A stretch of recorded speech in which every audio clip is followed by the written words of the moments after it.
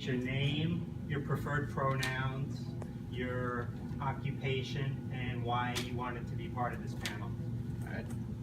I'm Jacob Klein. I prefer he, his pronouns. I'm a gender therapist at a private practice out in Westlake, Antone Fio and Associates. I've been working with people on the autism spectrum for, and been an advocate with the LGBT community for about as long as well.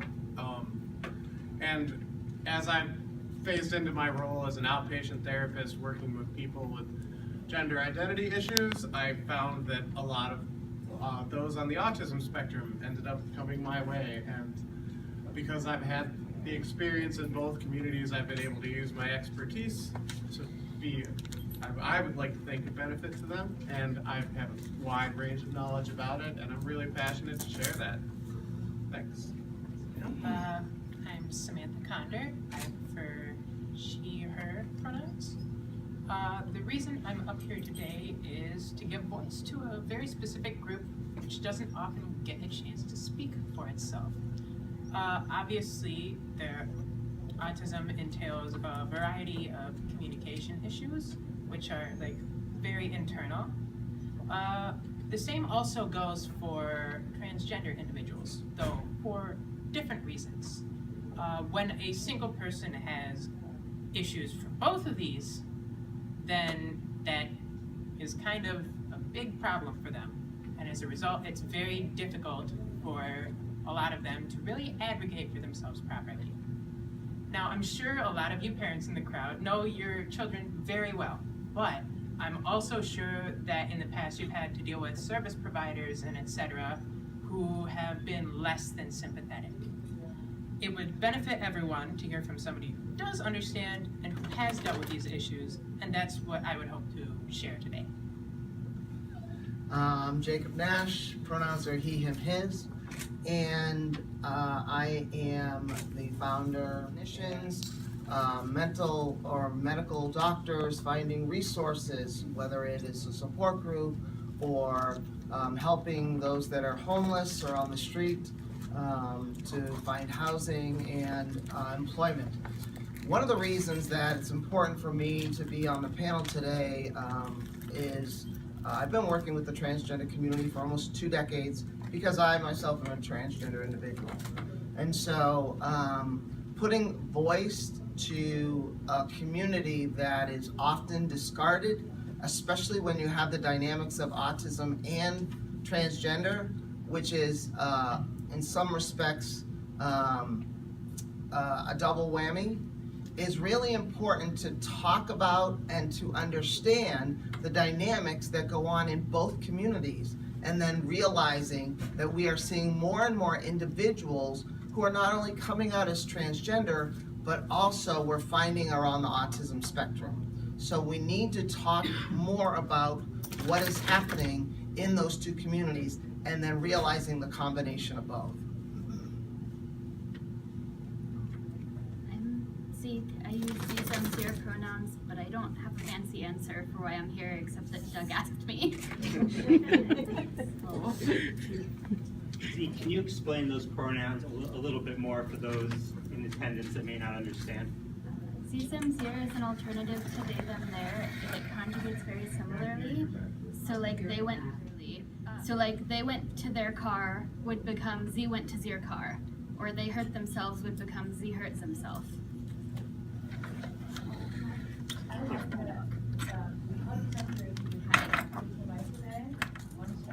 Why don't you start? All right. Then I would like to start by saying that transgender means a lot of different things to a lot of different people. The textbook definition describes a nonconformity to commonly accepted gender roles, but kind of like autism, what that actually looks like can't really be narrowed down to a single description. How a person feels on the inside and how they express that on the outside are two very different factors which don't always line up, and that confuses people. The important question to consider there is why. The entire point is that being transgender is a breakaway from the norm, and that fact is established as soon as you come out of the closet. So overall, I'd say that transgender doesn't really look like anything at all, and shouldn't look like anything at all, because the way I see it, that kind of mindset is just a distraction from you looking like yourself. Well,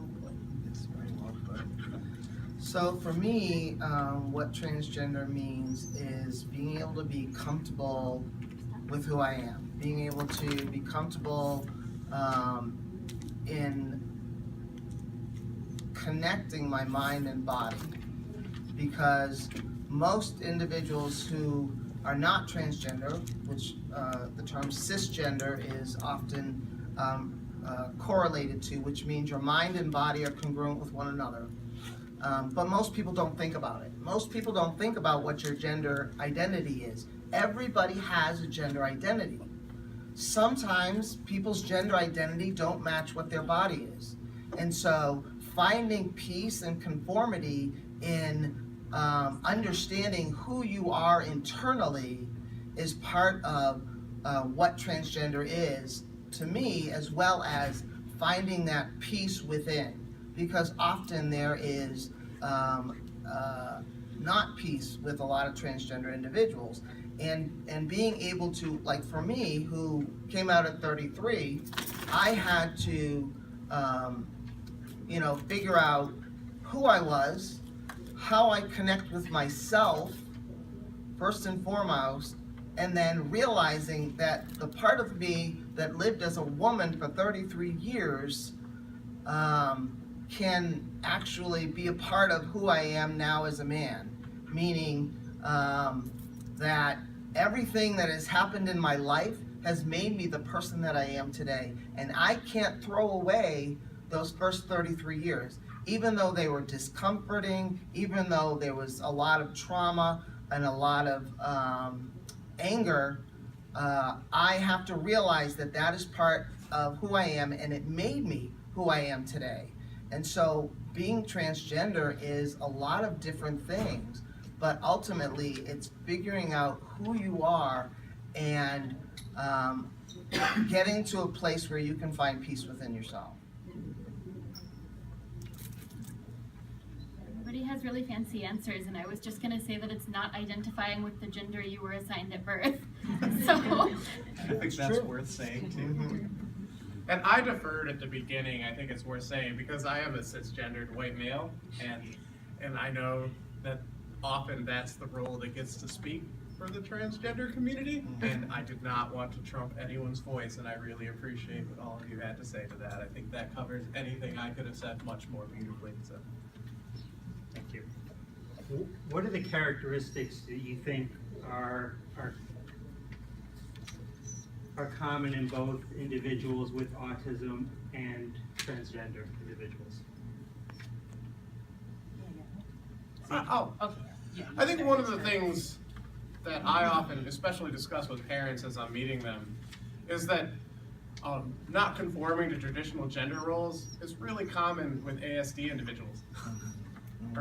And so there's a lot of kind of discussion and time spent to decide if it's traditional, I guess, presentation with the autism spectrum, or if it's something that correlates in with gender identity.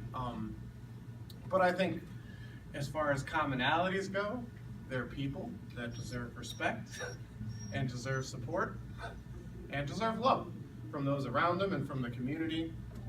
Thank you very much. That's very nice to hear. As was said earlier by me and pretty much everyone else here, the autism and gender communities overlap in that they share difficulties with socializing with other people. Again, the exact reasons for each side differ. Transgender persons often struggle with various insecurities relating to their physical appearance, whereas autism entails a direct impediment of comprehending social norms and unspoken rules. However, both issues can be boiled down on a general level to existing outside of the social norm. Why this is interesting for someone who lives in both worlds is that they're that much more likely to look at people, ideas, whatever, that dictate that boys should be boys and girls should be girls, and just say, wow, that's stupid. Why this is, well, I already said that part. They already struggle from the outset to understand how other people work, and therefore they have that much more reason to stray away from common expectations when considering their own identity. I think that, you know, Sammy, you hit the nail on the head when you talked about the socialization aspect. Because many individuals within the transgender community often isolate. We see a lot of isolation because of the lack of understanding where they fit within society because of their nonconformity with regard to their gender identity. And so often we see, especially when somebody comes out, there is this awkwardness of trying to figure out where they fit in, how they fit in, and we have seen also that there is a, if you will, almost a setback in social skills because of the lack of knowing and trying to figure out where they fit within society. And you see that a lot with especially older individuals because, as I said, at 33, you know, many individuals don't quite know what the boundaries are, where they fit, how their roles are, because they're taught one thing, but their understanding of their self is something else. And so this trying to figure out, it's not a game, but it's a push-pull, if you will, because we're trying to, I will talk about myself, you know, I was trying to figure out where I was and where I stood and how I fit in, and many times I stood in the middle trying to figure out, all right, how do I fit into this role that I'm supposed to be fitting in as a female, but knowing my identity as a male, it can become very isolating, and not knowing where you fit in socially. There are so many awkward scenarios that happen because you just don't know where you stand socially, especially.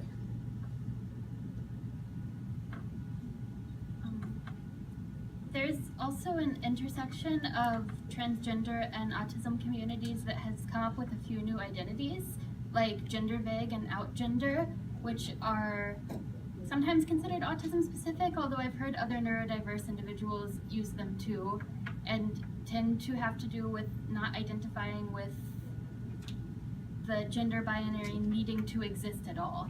So it's not so much that you recognize the binary and identify as something outside of it, as you don't really think the binary is necessary in the first place. So that's the thing. Talking about transitioning from birth sex to opposite sex, what characteristics of ASD do you feel make it harder to transition? I would defer on that one. Alright. This is a very easy answer for me. I'd already spent 16 years trying to figure out how to be a boy. That had been hard enough by itself. Even if the shoe fits better, figuring out how to tie it takes serious time and effort. Part of that includes asking other people for help, which for the average autistic person does not always come very easily. However, there is also, like, once you actually are out and trying to figure out who you are, there is some people, once they are out in the world, like out of the closet, a lot of times they do feel a need to conform to the other gender that they were not born as, or the other sex, sorry. With autism, again, there's a little bit less understanding about why that is necessary. The short answer, it's not. So it's just a little bit, there's a bit less insistence on just conforming in general, like kind of switching sides in a sense. You don't really need to just like, oh, I couldn't figure it out as this, I can figure it out as that. No, that's not what it's about. It's about figuring out you, and it's a lot easier. I personally feel that, like, with like not really being as tied to that, there's a lot less pressure. I feel a lot less pressure anyways to be something be all of something that I don't really feel I need to go into completely. I'm gonna defer as well. Decisions are really hard for me as a facet of autism, especially being sure that I've decided something. So like I'm 14 months on testosterone now, maybe 15, and I still haven't decided if I want to be on testosterone. And it's especially hard to get care with transitioning if you actually tell doctors that. But I'm never gonna decide, like completely. So I still have to live my life and transition, and I can always change my mind. And I think from my experience of working with this cross-section of individuals, some other issues I've seen is the ability to articulate the feelings can be really difficult for a lot of people.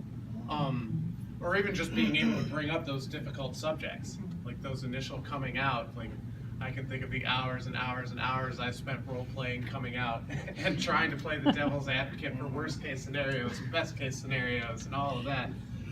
I think with a lot of people on the spectrum, maybe oversharing sometimes or undersharing can make for some awkward interactions and things to be considered. And I think a big one that I pay close attention to is there's a lot of individuals that kind of have that, either they don't care or that lack of awareness of surroundings and things like that, where it is what it is. But I think especially in the transgender community, as you're presenting, especially early in transition, that can create a huge safety issue, which needs to be a consideration because the incidence of violence against transgender individuals is through the roof compared to almost any other population. And I think that's something else really to consider. I feel like there was something else I was going to say about that, but it's escaped me, so anything you'd like to add, Jake? I think that, you know, when we're working with individuals with autism and transgender, you know, the dynamic of the spectrum, going back to what Zeke was saying, you know, we have this, people always refer to this binary, but the reality of it is it's a spectrum. The binary we have because it's for, you know, people to have security in some respects. Because when we start talking about taking away the binary, people are like, oh my gosh, what are we gonna do? This isn't right. 2 boxes? Right, exactly. And so, you know, and that also when we're talking about autistic individuals, it's not a one way is the right way. There's a spectrum as well. And so we have to treat and we have to see individuals where they're at. And sometimes that means we need to take the boxes away because the boxes really don't always fit. But we live in a society that says we have to have boxes, mostly for everybody else's comfortability. And the boxes also, you know, are dealing with autism as well. So we have to take away those boxes because so many people live outside of the boxes, and we have to realize that. We have to talk about it more. And we need to talk about the taking away the boxes for also, you know, biological sex as well. Because there's not binaries on biological sex. It's not always just, you know, penis male, vagina female. Sometimes we have individuals who are born intersexed, but yet we don't talk about that.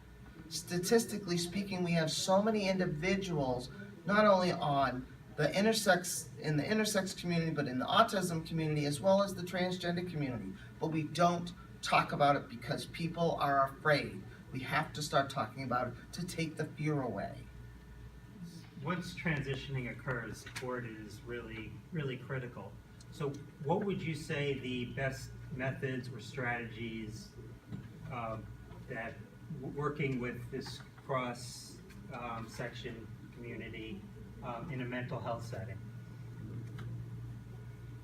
I think just overall support, like using the correct name and pronouns is just a huge place to start. Because that can be a huge dysphoria trigger. And I don't think we've used the word dysphoria, but dysphoria is the discomfort when your experienced gender does not match your physical gender.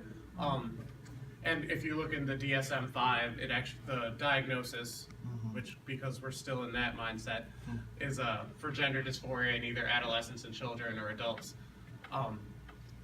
But that can be a big dysphoria trigger. I often turn people to support groups to find communities. I always talk with, the first thing I tell anyone that comes to me that's gender nonconforming or even entertaining the idea is, you know, to be patient, because it can be a slow process. And that support from family, friends, wherever you can get it, whether even in rural areas, online communities and things like that, can provide wealth of information and just caring people. And to understand that no two transitions are the same, because there's lots of great YouTube videos, and we could probably list dozens of people to follow that are really good advocates for the community, but everyone's journey just, yeah, you can't say, oh, in 5 months I'm gonna look like this, and then in 2 years it's gonna be fine, and I'll be done, and everything will be better, and like, no. It's different, and it just, individualized support. I think Jake touched on that, where everybody, you know, it's different, and you have to find your own path. And as far as how I view my role, it's walking that path alongside the individual and providing them what they need at any given time.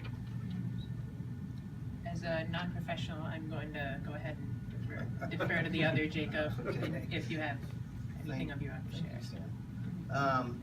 I think part of it is understanding transition. Everybody, not every, you know, we think of transitioning as, oh, you're gonna have surgery, oh, you're gonna go on hormones, oh, you're gonna change your name. We have to realize that not everybody follows that path. Not everybody has surgery. Not everybody goes on hormones. And that's okay. We often make the assumption, or we say that, well, if you're not transitioning, if you're not having surgery, if you're not going on hormones, then you're not really transgender. Well, we have to take those stereotypes and those stigmas out, because each individual's journey is different. Someone may just go on hormones and that's it. Someone may just change their name and that's it. We have to respect the individual where they're at and what they decide to do for themselves. Because my journey is not the same as Sammy's, it's not the same as Zeke's. But we're all on our own individual journeys, and we have to respect that, and we have to, you know, communication with the people that you're working with is so important. You cannot make assumptions as to where your client is gonna go. You have to always continue the conversation. You have to ask the questions. You have to follow where they are leading you.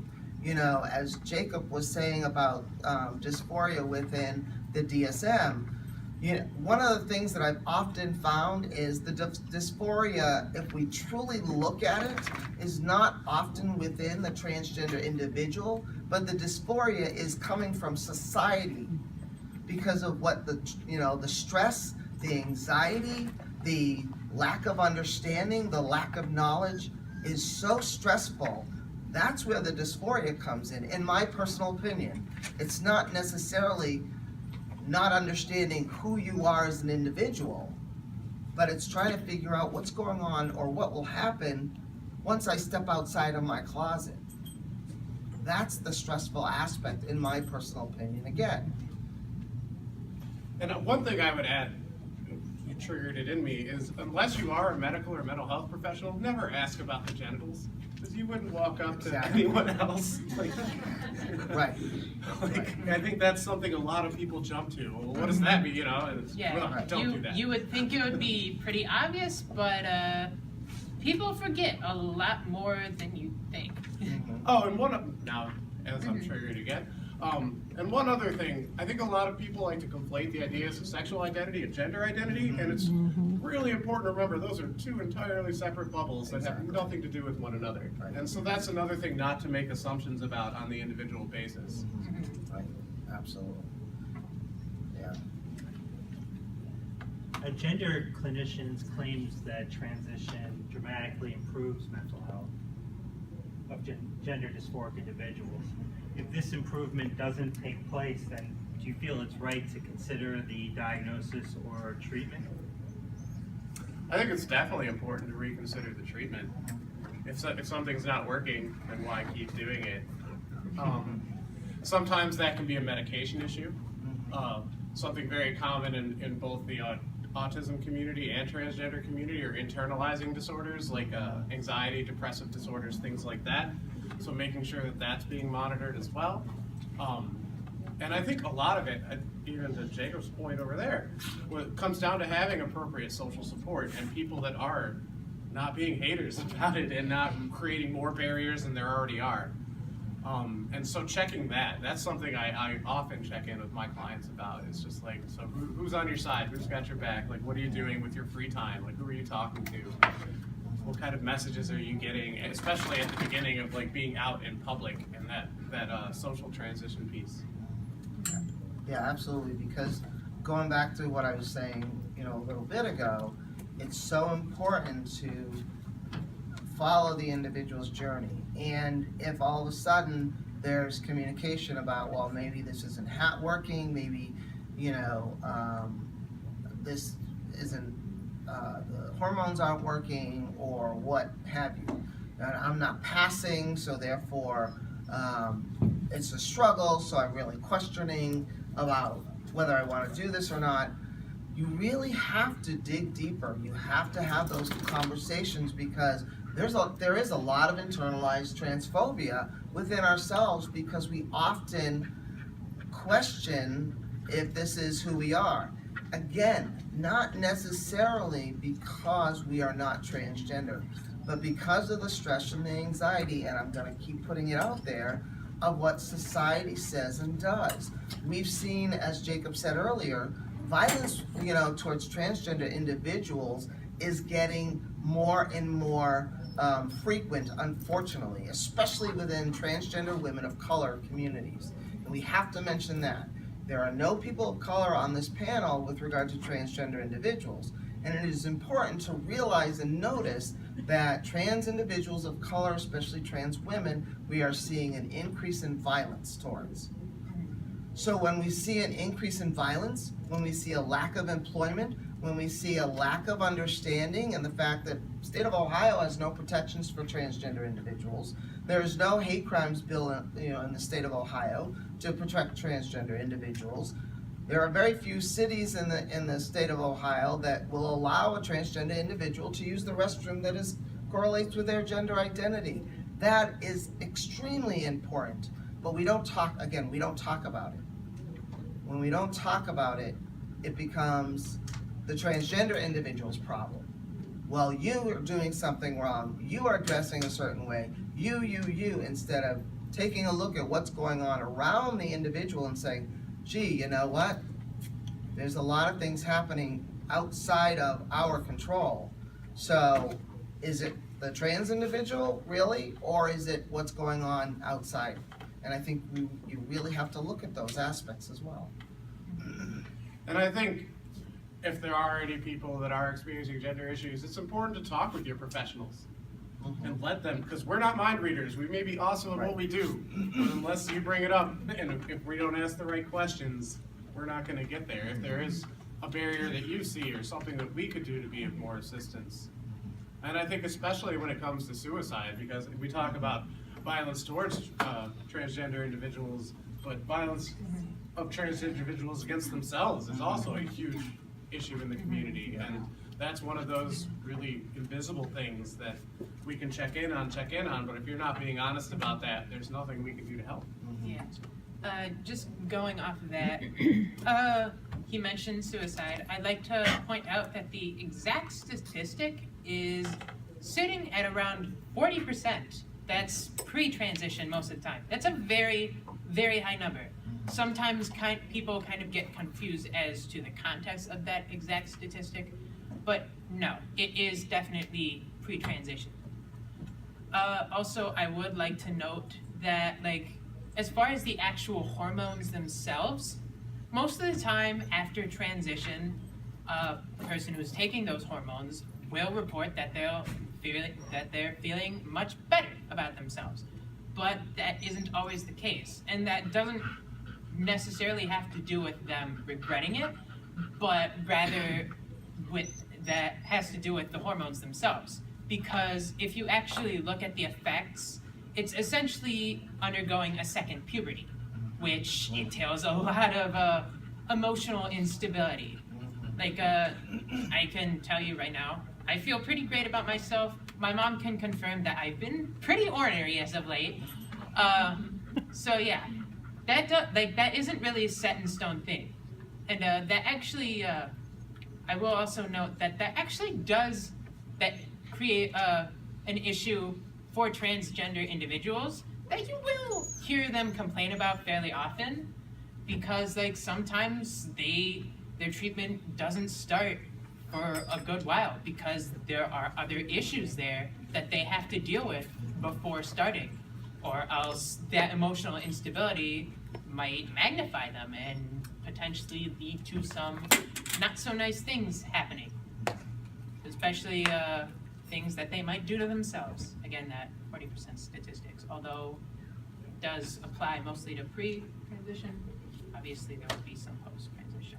And just to piggyback really quickly off of an idea that you brought up, Mm-hmm. a lot of people, and myself included, sometimes we put all our eggs in a basket. When I get this thing, when this happens, everything's gonna be fine. And so a lot of trans individuals, whether they're on the spectrum or not, think that once I can pass, or once I get that surgery, or once I change my name, everything's gonna be cool. And unless you're doing the hard work on yourself as a person, not a lot's gonna change, other than what you look like or what people call you. Yeah, there is not always a proper understanding there on the individual's part of what the nature of those changes may entail. Because oftentimes, once you start the hormones, there aren't really generally any immediate effects. They can take months, sometimes even years to actually be visible. And sometimes there is stress about that. Just like, why isn't anything changing? Why can't I see any differences? I'm aware that you're thirsty. That does not mean you get to climb on the table. I always feel like panel discussions like this, that it's really important to lead with recommendations. So what would be your advice to, if there was someone in the audience or someone in the audience knows that may be autistic and transgender, what advice would you give to them? I'll come back around. I'm gonna defer at the beginning of that one. I'll let you start on that. And I was gonna defer too. Well, Oh Z, shoot. I missed the question. I was paying attention to the dog. if there was somebody trans in the audience, what advice would you give them? Ask around before you pick a medical provider and make sure they're actually going to listen. LGBT center people often have recommendations about that, so it would be a good place to start. Can I get a quick reminder of the question myself? I was just Yes. reviewing some of my What answers. recommendations would you give to someone in the audience if they know someone that they themselves, or they know someone that is both autistic and transgender? I would just say be patient and be empathetic, because there are a lot of things going on there, and like it might not always be visible. Like the day-to-day struggles of being trans are a lot more intricate than people might realize. Like some days they might be on top of the world, and then like a single comment from someone that might not actually really mean anything to someone who is cis might bring them completely down. That like there is a lot of insecurity there. I would say that, finding resources, finding support groups, finding individuals to connect with, both on not just the transgender aspect, but also those that are transgender and have autism. Because, and I'll tell you, there are, I don't know what the statistic is with regard to the combination of transgender and autism, but I know that there are a large number of individuals that I'm aware of that have both. And finding family and connection with other transgender individuals within a support group, within community is really, really important, because once you're, at least one of the things that I have found is when you're able to be and connect with people that are like you. It's easier to be able to connect in general, because you hear other people's stories, you hear their journeys, you hear, you know, especially folks that are coming in for the first time. I facilitate a support group, so those that are new that are coming in are able to hear the stories of individuals who have been in the community for a while, those that may deal with being transgender and autistic, is so important, because that's the way to build community. Because if you feel like you're the only one out there, it can be very lonely. And so being able to find resources to be able to connect with people like you are so important. And whether it's someone you know or you yourself, I would say doing your research is a really good first step. Absolutely. Checking how your feelings match up with what you encounter out there. Talking to someone trusted and going the medical or mental health route. Not necessarily mental health, but getting a counselor. And we did kind of blow past the prevalence rates earlier, and I actually did look that up. And I have to bear in mind that it's really hard to name prevalence, because there are so much of the country and the world where it's not safe to identify as transgender, or even in some countries identify as on the autism spectrum, sadly enough.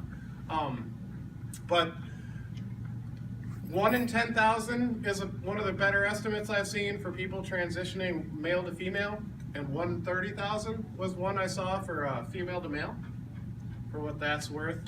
That adds up to about 1.4 million Americans who identify as transgender. And then I've seen varying amounts of studies on the autism transgender crossover. Most of them have really small sample sizes, but anywhere from 5 to 10% of that population seems to be about the average of everything I've seen on that. So, for what that's worth. Thank you.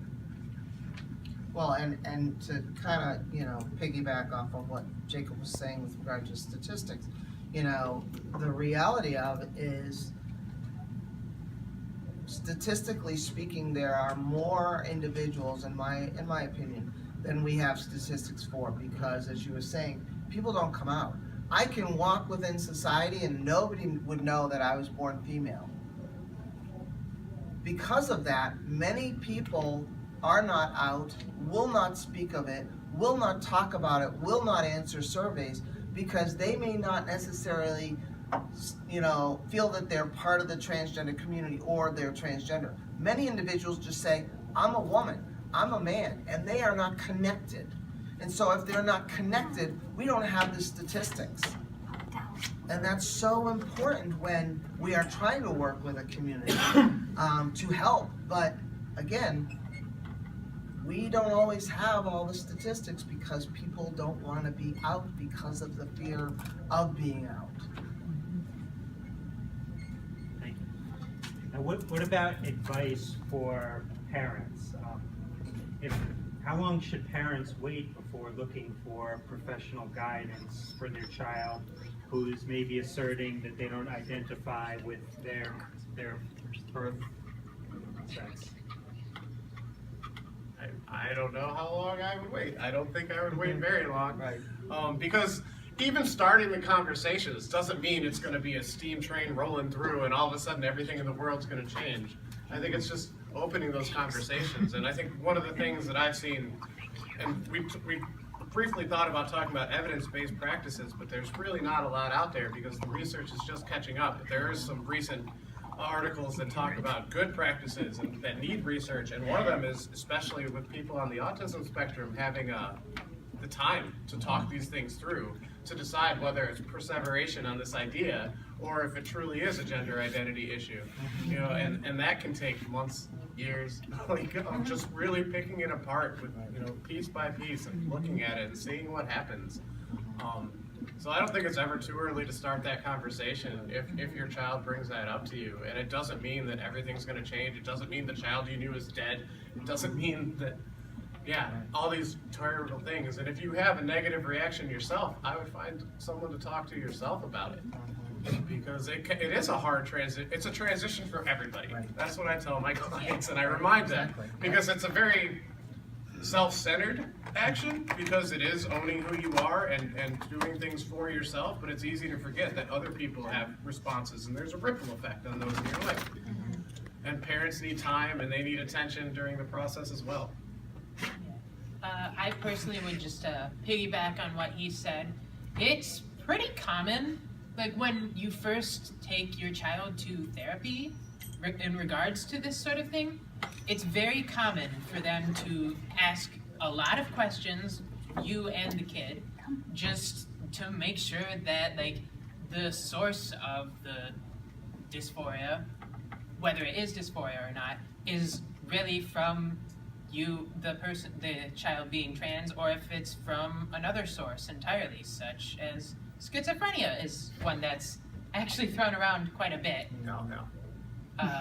Yeah, there is some time to think about just like what that all entails. So I personally would, as he said, as fast as you can really manage, because the sooner you start that conversation, the better. You don't really lose anything by being on top of that. And you might potentially, like, whereas like holding off, like hesitating and like just trying to wait and observe for a while, that actually could that could cost them some time, because like as you grow older and older, starting the transition becomes harder. I'm sure that you can give some perspective on that. Yeah, just like a whole lot of things there. So I would say that it's better to get right on that. Yeah, I agree, absolutely. You know, people often say, well, children don't know. And I will tell you that children do know. I knew at 7 years old, and that's just a number because there was a specific experience that I had that it was an outward expression of how I felt inwardly at that age. But I knew when I was younger. And following your child's lead is the best thing that you can do, because your child will share with you if you are willing to let that child share with you. And I say that because often people or kids don't say anything for fear of what their parents will say, what their parents will do. Because we've seen children that are homeless because of lack of understanding and lack of wanting, to understand their child. And so I will tell you, as a person who has seen many individuals who had come out later in life because of fear of sharing with their families or their parents, it is much more beneficial to have your child, in some respects, alive than dead. And I don't necessarily mean figuratively, although that is also possible. Because, people say, well, it's a choice. Well, my choice was, do I live literally and figuratively, or do I die internally or externally? I chose to live because I knew that I could not live a lie. And that's what I was doing when I was living as a female. That was not my true self. And so talking to a professional who understands, who respects and has knowledge on transgender issues as well as autism is extremely important. Because you have counselors that say, oh, I know about this, but have you worked with individuals? Do you understand the dynamics, especially with autism and transgender? Do you understand the intricacies? Yes. Yeah. Okay, good. It sounded weird for a second. Intricacies of the dynamics between the two and how they fit together. And to that point, when I was mentioning good practices, as I was discussing, another point brought up in the study I was reading was that if you don't have somebody that's knowledgeable about both, encouraging somebody that's knowledgeable about each to take a team approach. Exactly. Because finding people like Jacob or Jacob here, sadly, is pretty hard. There's not a lot of people that have a lot of knowledge and experience with both populations, and I think that knowledge is important. Like I'll when I start with a client, whether they're neurotypical or on the autism spectrum, a lot of times when I start using the lingo and talk about things that a lot of people don't think about when it comes to transitioning, they're like, oh my God, I've had to educate every one of my professionals, and it wastes so much of my time because I have to tell them what's up. And I'm like, I take that as one of the biggest compliments in my own work. So. Again, like I personally said earlier, and like they just emphasize, I'm sure most of you have had to deal with people who were not as sympathetic with regards to autism, or they just weren't as knowledgeable. That does also apply to being transgender or having a transgender child. Those are problems enough on their own, and then when you smack them together, it's rough. It's very rough. Well, and I think understanding for the parents, understanding those of you or that you may have, or understanding that it's nothing that you can do or did to your child. Cheers. We hear often, what did I do? How come my child is like this? As if we have to take the stereotypes, we have to take the stigma that being transgender is bad or wrong. We have to take that away. Because we hear that time and time again, that there's something wrong. Parents, again, you did nothing wrong. I had one parent that asked if it was because they had their daughter watch so much Star Wars when they were little, that now they identify as a boy. It's like, no. That's probably more of an early sign than anything. But yeah, that's a really good point. Bringing that up, that actually kind of a reflection on the whole refrigerator parenting thing from way back, and how not fun that was. That again, that kind of mindset towards the parent of a transgender child. Like, why can't we take that away? You know? Zeke, do you have any advice to parents? What was the original question? Advice to parents. Advice to Advice to parents. if your child is coming out. Respond, even if it's a phase that goes away in a few months. They're gonna trust you more in the future and continue to confide in you more if you treat their feelings as valid, whether they stay the same or change. That was a fantastic point. That is a very valid concern too, because a lot of parents do wonder oh, maybe this is just a phase. Sometimes it is, but it's still worth the child exploring it just to make sure, because if they explore it and it doesn't really pan out, they still spent some more time trying to figure themselves out, and they're probably better for it anyways. And if it actually amounts to something, then good. You were on top of that, and you avoided something which might have possibly bothered you for years. This is the last question for the panel, and then we'll get to the Q&A. In terms of resources in the community, people leaving today, for those that are autistic and transgender, what type of resources would you suggest to them? I mean, I would definitely start LGBT Center if you're in Cleveland, or if you're from out there, finding the closest one, and even just contacting them. They can link you to resources. Online, there's a site I like to refer parents to, genderspectrum.org. It's really user-friendly and has a lot of information, not necessarily about the crossover, but just the fact that you're at an autism conference shows that you care about that issue. And I think, again, like when I was talking about team approaches, if you can learn as much as you can about both, you can spot the individual differences that may help you. And then there's support groups and there's a support group, Out Support, which I see flyers for here in Medina. Yes. Yes. Trans Family has east and west side locations where they have meetings, which is also for parents and children, or adolescents and young adult, well, all ages, but yeah.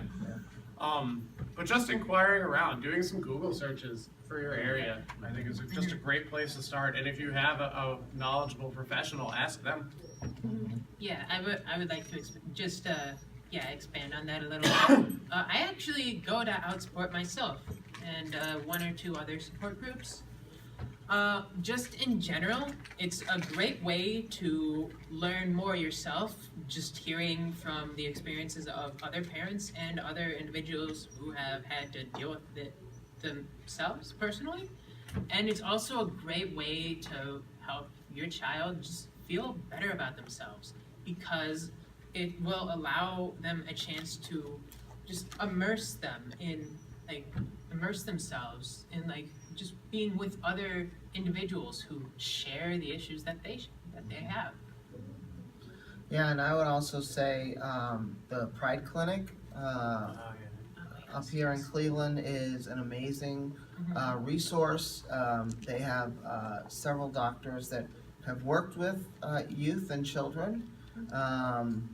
Even just having conversations with them about, okay, what may happen next? What, what may happen in the future? Because we know that children are not going to go on hormones. That is the one thing that many parents think is going to happen, and doctors will not prescribe hormones for children. Let me tell you that and hear that when I say that, because it is really important to understand that, I think it was Sammy that said, It's like a second puberty. yeah, exactly. And so you often have to wait till you're older to do Yes. hormones. Because having a puberty at age 7 is not good. Right. Just to piggyback off that, especially with the autism community and that crossover, the reason I emphasize spending time with it is that if we do reach the point of hormone therapy, some changes are irreversible. Yep. However, if you're dealing with a child or adolescent, there's puberty suppression drugs where they'll stop the puberty from occurring. Yep. And those largely have zero side effects. Should you choose to just go off the drug, then puberty will pick up like you never took them. Right. And that's something that it's like a pause button to buy you some more time as you work through some of the issues, and something you may want to discuss with your doctor, especially if later stages of puberty are knocking at the door. Yes. Yep. Also Trans Live down in Akron is the support group that I facilitate. Is a great resource. Canopy, which is the LGBT center down in Akron. If you're down in that way, also knowing the resources, Trans Lifeline. If you're feeling suicidal, if something is happening, Trans Lifeline is a huge resource for individuals, so that they know that there are other people that they can talk to. Trevor Project is another Trevor good one like Project, that. absolutely. Those are so important. You may think that locally is the best, and sometimes it is, but there are other resources out there. If you just look them up, Margie's Hope again. We do a lot of referring. We do a lot of help with whether it's youth or adults. I don't know how many parents I've talked with regard to their child. So it's really important to know what the resources are around you. PFLAG is also another great resource for parents, because you can go there and you can always find a parent that has gone through what you are going through, and to be able to talk to other parents and see what they've been through or what have you. I would also like to note, you mentioned the Metro team earlier. They actually have a support group down in Metro too. I believe that's run by Dr. Stanson. I think so. Yeah. There's a separate group for children and adults.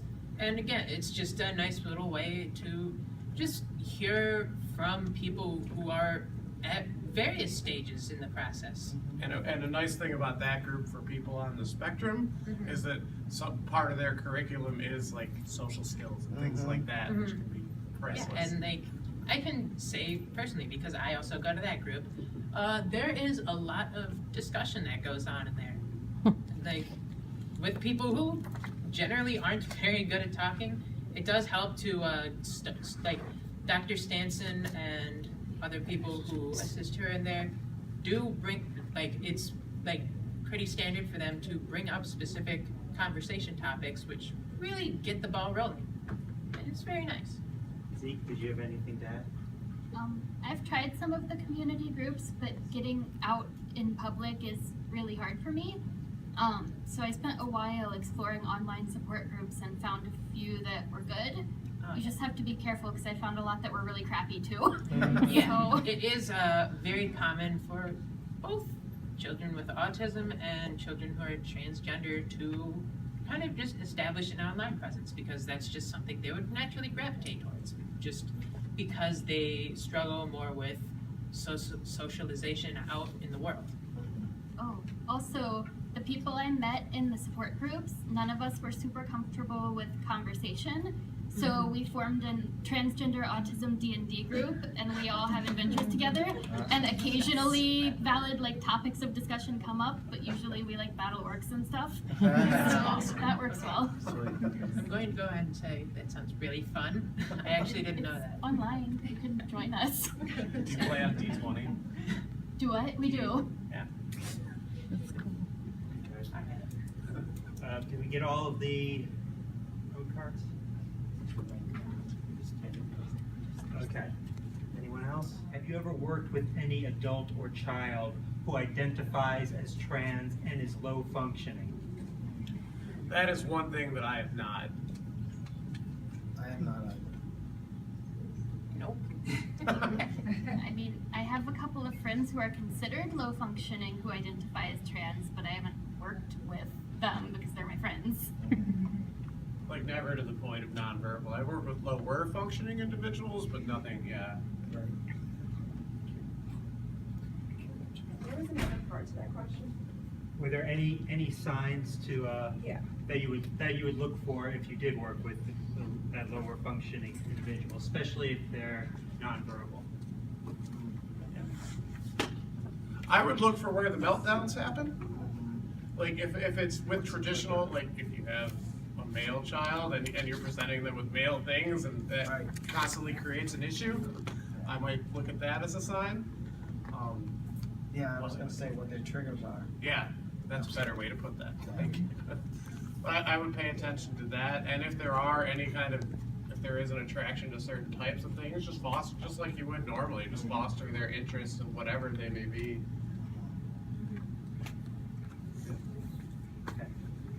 Were you on any meds pertaining to ASD while taking hormones?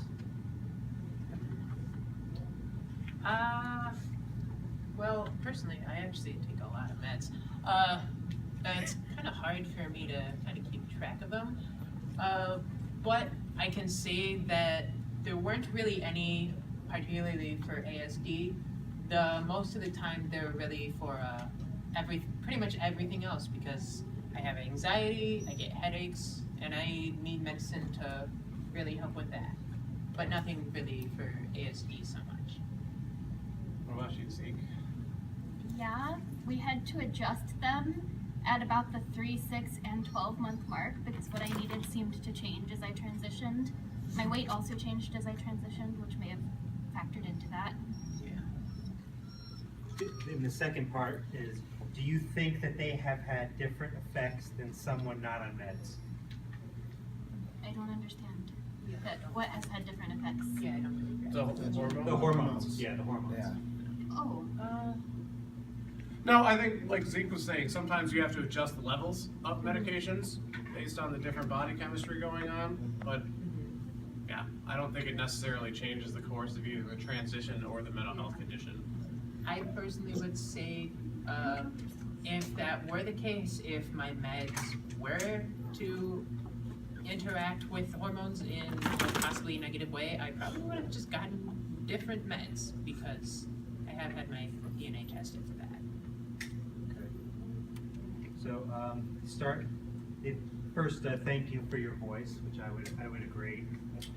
As an adolescent, how did you navigate your identity? That actually is a bit tricky. See, I did mention earlier that it is more common for an autistic individual who might not fall within standard gender norms to explore that side of themselves. That said, I didn't really start having those questions until later on because I personally was never really exposed to that sort of thing as a kid, and I have just historically just been a very concrete thinker, so it never really occurred to me that I could be something other than a boy. Once the idea was presented to me, at first I was just like a knee-jerk reaction, no, that's not me. But obviously thought about that for a little while. I spent a few months really grappling with that before it just kind of hit me all at once. And once that happened, it was kind of difficult. Like, actually coming out is a very difficult process in general. Obviously, I mentioned online and Zeke did before. Personally, I started with that because obviously that's where I was first exposed with it, and that was where I was most comfortable coming out at first because, again, it's not really, there's no real face-to-face interaction, so that was just the most comfortable form of socialization for me. In general, coming out during transitioning is just like baby steps. Like, you gradually come out to people that you are more and more comfortable with. Like, starting from there, I just kind of went through all my internet friends there. Then I came out to my mom, and it kind of was at a standstill for a little bit there as I came out to my grandparents and some friends, came out to my dad, and then eventually I started going to school dressed up. Overall, it's each individual step is pretty hard, but with each step you take, it does become easier because you just, at a certain point, you just hit a point where it's just going through the motions. Because each time you go through relatively the same process of, oh, I'm this. Obviously it would be different how you would have to go about that for each person. But in general, it's the same idea. So as you become more and more experienced and comfortable with that, that does get a little bit less uncomfortable. But oh, sorry, were you about to say something? Well, I mean, I don't really have anything else to say. So if you would like to. All right, moving on to the next question. Have the TV shows Transparent or Orange is the New Black helped or hindered the trans community? I think I need to defer on that one. I think that they've helped the community, especially having Laverne Cox on the show is phenomenal. Transparent is amazing, although as many trans individuals will say, it should have been a trans individual that was the main character and not a cisgender individual. And the more, because what's happening is we're starting to actually learn more about the trans community through these shows, as opposed to movies or whatever that have often in the past used transgender individuals as, or seen them as, crazy killers, someone to make fun of. We are actually starting to learn more because they are more educational. But I think I'll have a lot of parents that are like, oh, this is a phase. They saw Caitlyn Jenner, or they saw I Am Jazz, and they're just, now they think this is a thing. And I think even I totally agree that Transparent should have had a trans individual. But I think just that it brings it to the conversation. I think that's something you mentioned earlier. And whether or not it's a phase, whether or not just knowing that it's a thing is important because it is a thing. Yeah. I personally would like to just mention briefly that I actually came out before I knew about Caitlyn Jenner. I haven't actually watched Orange is the New Black or Transparent, not for any like specific reason, I just don't watch much TV. However, I would say, again, it would probably be better than movies. First of all, because like they're not like there are the transgender characters within those shows are like not exactly, I'll put it nicely and say gimmick characters, like that are like basically where that's portrayed as something just wild and off the wall, and that's their entire character. And also just because since they're TV shows and they're a bit more ongoing, they might stay relevant for a bit longer than movies. I think one of the best movies that I've ever seen was Transamerica, because it shared someone's story about just their life, about, it wasn't focused on surgery, it wasn't focused on hormones, it wasn't focused on transitioning, although that was part of it. It focused more on the individual as a person, as a parent, their relationship with their family and their child, and it was really phenomenal. There was only one line in the whole movie that I had an issue with, and that was when she was going to have her surgery, and she said, once I have my surgery, then I'll really be a woman. She was a woman already. Their internal sense of who they are, my internal sense of who I am, I've always been a man. Didn't matter whether I was on hormones or surgeries or whatever. My internal sense of who I am has always been male. Next question. What do you love about being trans and autistic? Zeke, you want to start off? Yeah.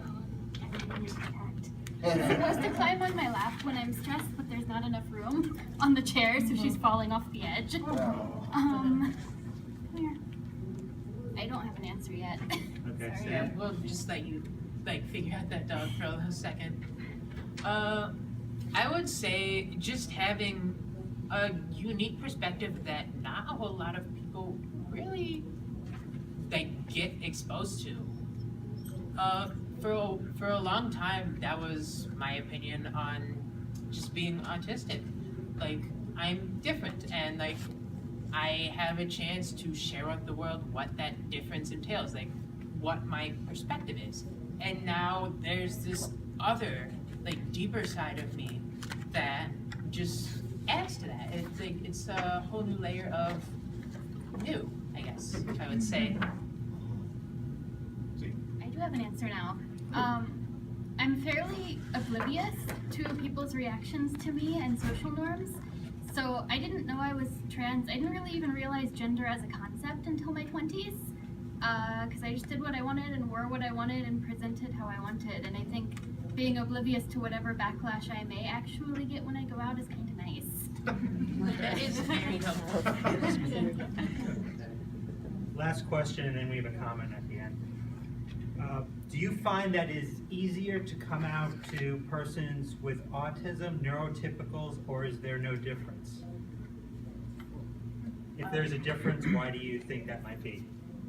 I honestly, I can't really comment on that because I haven't really had to really come out to people who were autistic. I think it's hard for everybody, and again, this is his white man talking. But I really think, and Sam kind of hit the nail on the head, I think going through, and those of you that are in social work or mental health, Brenner circles, like going in and out, going out with the closest people, and ideally that's the easiest. And you know, getting to the people, or it doesn't matter if you come out to, because they're just acquaintances. But yeah, I don't know, Zeke, do you have an experience with that? I have an easier time coming out to autistic people, but I have an easier time communicating with autistic people in general, so that might have a lot to do with it. Fair. And our comment comes from someone who's an advocate to the transgender community. To help individuals understand transgender, look up genderbread person on the internet to get a better understanding between identity, gender expression, sexual orientation, and attraction. That actually Nice. is a very good thing. I've seen that in one or two doctor's offices, and it's a pretty nice descriptive little image. I use them tool all the time. And before we finish, there are resources on the table if you want to come up and if you want to grab anything. And I really wanted to thank everyone for coming to this panel discussion. We've been planning this for a while, and I think it was really an important discussion. And hopefully there's a lot more of these type of panel discussions, not only in the Cleveland